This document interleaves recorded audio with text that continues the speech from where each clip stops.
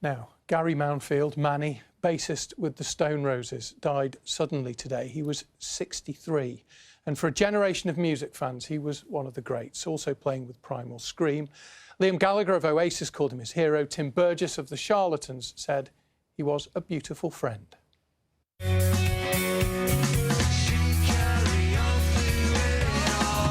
She's a waterfall.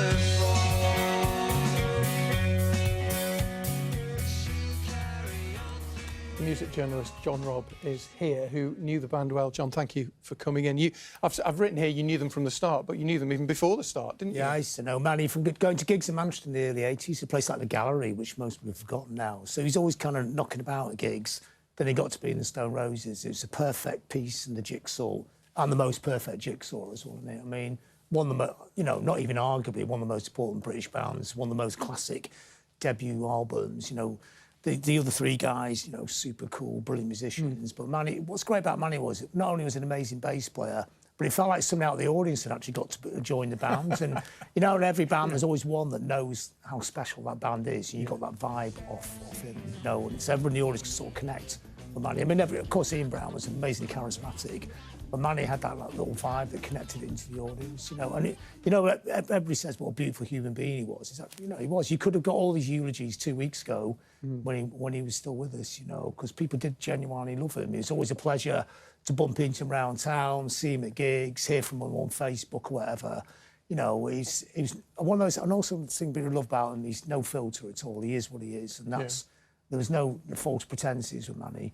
And also played the bass line I Want to Be Adored, which has got to be one of the most classic bass lines ever, isn't it?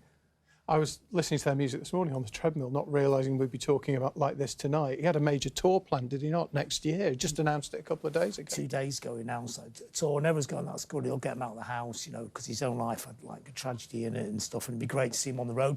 Amazing storyteller, really funny, loads of great stories. That tour would have been a surefire, completely sell out, and a brilliant night out, but we're not going to get it now, are we? But we just have to remember him as he was, don't we? Which is, it's really sad, isn't it? I mean, I've never seen so many messages pinged up my phone and people genuinely, utterly gutted, You mentioned tragedy in his own life. He lost his wife 2 years ago to cancer. The two of them did an awful lot to raise money for Maggie's, for the Christie, for cancer research, didn't they?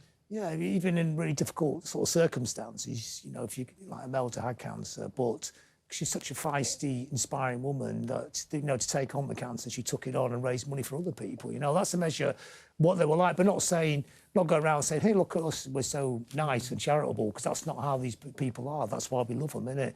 But actually doing those events, which are great events as well, And the thing that struck me today, and people may or may not be aware of this, but they had twins who are 12, who've lost their mum and their dad in the space of 2 years. It's really sad, isn't it? I mean, that's what people have been saying, isn't it? that's a lot to take in, isn't it? It's a lot to deal with and things, isn't it? I suppose the only way, it's hard for everybody on the scene because, obviously we're not personal family, but people like Manny feel like family. Everybody kind of knew him, nodded on to him, whatever.